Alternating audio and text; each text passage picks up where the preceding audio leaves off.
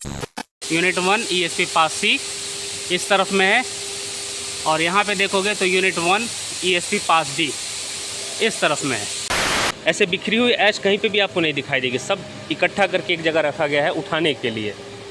तो इससे आपको ये तो समझ में आ गया होगा कि लापरवाही नहीं हो रही है। लापरवाही होती तो ये ऐश पूरे में बिखरी होती, हर जगह आपको दिखाई देती, पर ये इकट्ठा करके रखी गई। यहाँ पे टोटल 10 ट्रांसफार्मर आपको दिखाई देंगे, HVR ट्रांसफार्मर, और 10 बाजू में, मतलब कि एक पास में 20 फील्ड है। समझने के लिए बस करना कुछ नहीं है, आपको सिंपल ESP के टॉप एलिवेशन पर आना है और आपको HVR ट्रांसफार्मर काउंट कर लेना है।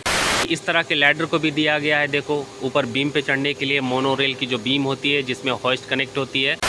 ये पुश बटन है ERM को मैनुअली स्टार्ट करने के लिए। सारी स्ट्रक्चर आपको सेम दिखाई देंगे ESP के टॉप एलिवेशन के। D फील्ड है उसका 3D11 फील्ड का ये HVR ट्रांसफार्मर है, उसी तरह से सब पे नंबरिंग की जाती है। गाइस आप जब भी ESP के टॉप एलिवेशन पर इस तरह की स्टेयरकेस के थ्रू आओगे, जैसा कि भी आप देख सकते हो, कुछ इस तरह की स्टेयरकेस होती है ESP में। जितने भी ESP हैं, चाहे वो स्टेट बोर्ड के प्लांट की ESP हो या फिर NTPC या किसी प्राइवेट प्लांट की ESP हो, तो इस तरह की स्टेयरकेस पे जब भी आप आते हो ESP के टॉप एलिवेशन के लिए, तो एक कन्फ्यूज़न हमेशा होता है ना कि पास सी कौन सा है, पास डी कौन सा है, पास बी कौन सा है। बिकॉज आपको सब कुछ एक जैसा ही दिखाई देगा।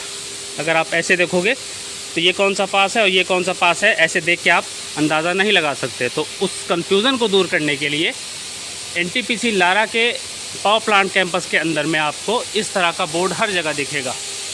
अगर मैं जूम करूँ तो देखो यूनिट 1 ESP पास सी इस तरफ में है, और यहाँ पे देखोगे तो यूनिट 1 ESP पास डी इस तरफ में है। तो आप किसी भी स्टेयरकेस से ऊपर आओ ESP के टॉप एलिवेशन पे, इन दोनों के बीच में इस तरह की स्टेयरकेस लगी होती है, दोनों पास के बीच में। तो आपको ऐसा साइन बोर्ड ज़रूर दिखाई देगा, जिससे आपका कन्फ्यूज़न दूर हो जाएगा। आपको ये समझ में आ जाएगा कि पास डी कौन सा है और पास सी कौन सा है। तो मुझे पास सी की तरफ जाना है तो मैं इस तरफ जाऊँगा। A few moments later. अगर मैं आपको डस्ट दिखाऊं तो इस तरह का डस्ट आपको ESP के टॉप एलिवेशन पर हर जगह दिखाई देगा। इस तरफ में भी देखो इकट्ठा करके रखा गया है। तो ये कोई ऐसा नहीं है कि बहुत बड़ा, मतलब क्या बोल सकते हो उसको, कि नहीं होना चाहिए, ऐसा नहीं बोल सकते हो। यहाँ पे भी देखो इकट्ठा है, इकट्ठा करके एक जगह रखा गया था ताकि उस लोकेशन पे काम करना था। इधर में भी देखो डस्ट इकट्ठा है। तो ESP के टॉप एलिवेशन पे डस्ट इकट्ठा होना आम बात है। ऐसा इसलिए क्योंकि डस्ट उड़ती है, कहीं ना कहीं से थोड़ा बहुत लीकेज होगा तो उसकी वजह से, और जब बॉयलर चलता है तो 2 साल 3 साल तक शटडाउन नहीं होता है, तो उस कंडीशन में ये डस्ट जो है धीरे धीरे इकट्ठा हो जाती है। बॉयलर की डस्ट, इधर उधर से कोल मिल की डस्ट उड़ के सब इकट्ठा हो जाती है टॉप एलिवेशन पर। तो ये कोई ऐसा मैं शिकायत के पर्पज़ से ये फुटेज आपको नहीं दिखा रहा हूँ।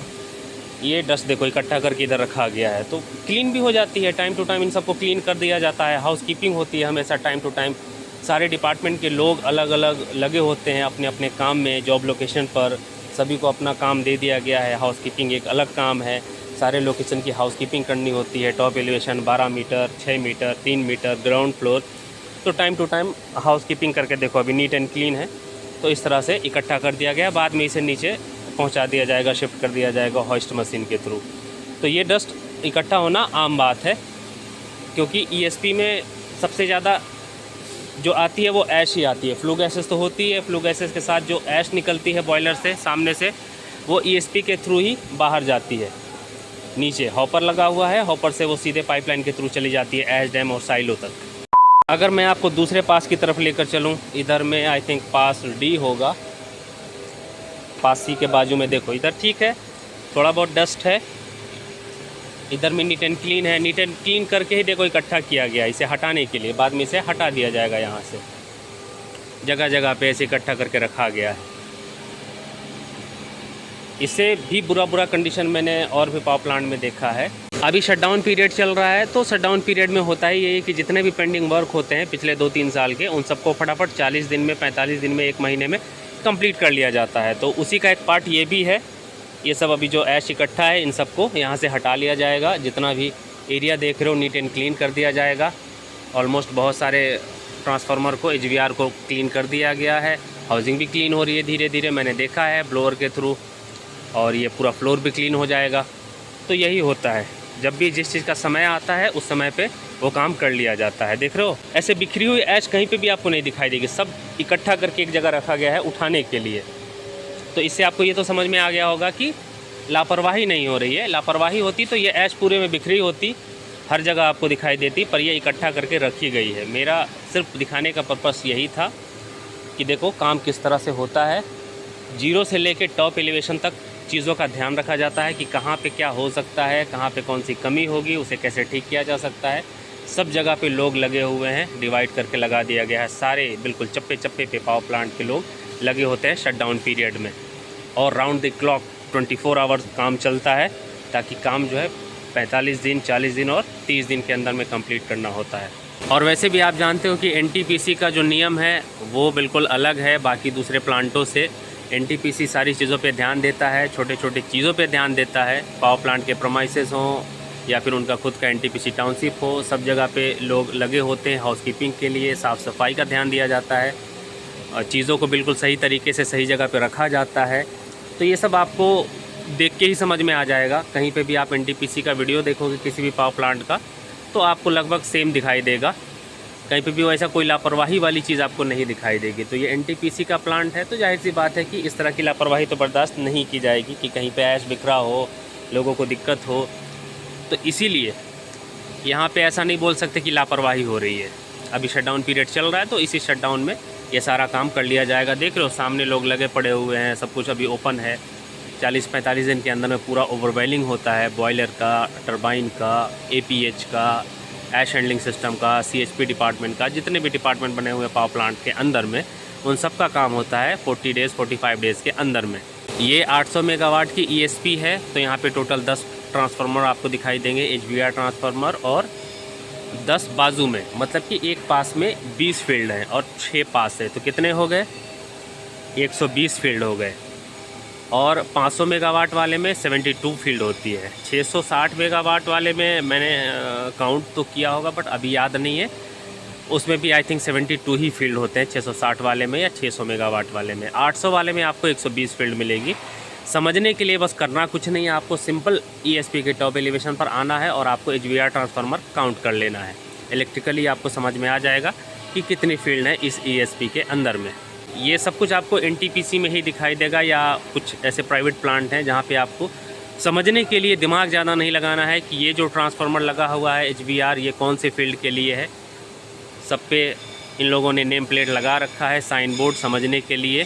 डी फील्ड है, उसका 3D11 फील्ड का ये एचवीआर ट्रांसफार्मर है, उसी तरह से सब पे नंबरिंग की जाती है। सो गाइज़, ये कुछ इन्फॉर्मेशन थी एनटीपीसी लारा ईएसपी के टॉप एलिवेशन से। बहुत ज़्यादा कुछ यहाँ पर बताने के लिए है नहीं, क्योंकि ऑलरेडी मैं अपनी पिछली बहुत सारी वीडियो में आपको ईएसपी की टॉप एलिवेशन की इन्फॉर्मेशन दे चुका हूँ। वो सारी चीज़ें सेम है जो यहाँ पे आप देख रहे हो। एक्चुअल में मैं आपको सिर्फ ये दिखाना चाहता था कि यहाँ पर ईएसपी के टॉप एलिवेशन पर कितनी राख है, और उस चक्कर में मैंने आपको बहुत कुछ बताया, दिखाया और समझाया है। यहाँ पे वैसा कुछ ज़्यादा आपको ऐश नहीं दिखाई देगा, ऐश एक्यूमुलेशन बिल्कुल नहीं है ईएसपी के टॉप एलिवेशन पे। जो भी थोड़ा बहुत है उसे इकट्ठा करके रखा गया है, नीचे ले जाके इसको कहीं ना कहीं पे डंप कर देंगे। नीट एंड क्लीन करके बिल्कुल रखा गया है। अब इससे ज़्यादा नीट एंड क्लीन आपको नहीं मिलेगा, क्योंकि ये ऐश वाला एरिया ही है। फिर जैसे ही बॉयलर लाइट अप होगा, कुछ दिन के बाद यहाँ पे धीरे धीरे ऐश जो है इकट्ठा होना शुरू हो जाएगी। फिर कुछ महीने के बाद दोबारा से नीट एंड क्लीन किया जाएगा, तो ये प्रोसेस कंटिन्यू चलता रहेगा। इस तरह का साइन बोर्ड आपको हर जगह दिखाई देगा जब भी आप ईएसपी के टॉप एलिवेशन पर आओगे। देखो यूनिट 1 ईएसपी पास सी, ये वाला पास सी है, और इधर में देखोगे तो पास डी आपको दिखाई देगा। और इधर में देखो ये सारे ट्रांसफार्मर के ऊपर में भी नंबरिंग की गई है, नेम प्लेट लगाया गया है। अगर आप नोटिस कर रहे होगे तो आप देख रहे होगे कि इस तरह के लैडर को भी दिया गया है। देखो ऊपर बीम पे चढ़ने के लिए मोनोरेल की जो बीम होती है जिसमें हॉइस्ट कनेक्ट होती है, ये देखो ये सब आपको एक्स्ट्रा चीज़ें दिखाई देंगी एनटीपीसी के पावर प्लांट में कंपेयर टू दूसरे पावर प्लांटों के बारे में मैं बोल रहा हूँ, तो उनसे डिफरेंट दिखेगा आपको। ये सब मोनोरेल पे चढ़ने के लिए, और बाकी दूसरी फैसिलिटी दी जाती है दूसरे पावर प्लांटों में। तो मोनोरेल पे चढ़ना हो, कुछ अगर दिक्कत आ गई हो, हॉइस्ट ख़राब हो गया हो, या फिर ये जो केबल जा रही है उसमें कुछ इशू है, तो इस लैडर के थ्रू चढ़ के उस पर पहुँच सकते हैं लोग। बाकी आपको सब कुछ सेम दिखेगा। ये पुश बटन है ERM को मैनुअली स्टार्ट करने के लिए। सारी स्ट्रक्चर आपको सेम दिखाई देंगे ईएसपी के टॉप एलिवेशन के, कोई चेंजिंग आपको नहीं दिखाई देगा। जितने भी BHEL मॉडल के ईएसपी होते हैं उन सब के स्ट्रक्चर, उन सब का सेटअप जो है वो सेम होता है, एज़ इट इज़, ऐसा ही जैसा भी आप देख रहे हो। तो चलो इस वीडियो को यहीं पर एंड कर देते हैं। आई होप ये वीडियो आपको पसंद आई होगी। वीडियो अच्छी लगी हो तो लाइक और शेयर कर देना। चैनल पर पहली बार आए हो तो सब्सक्राइब करके जाना, ताकि इस तरह की इन्फॉर्मेटिव वीडियो आपको आसानी से मिलती रहे। वीडियो देखने के लिए थैंक यू सो मच।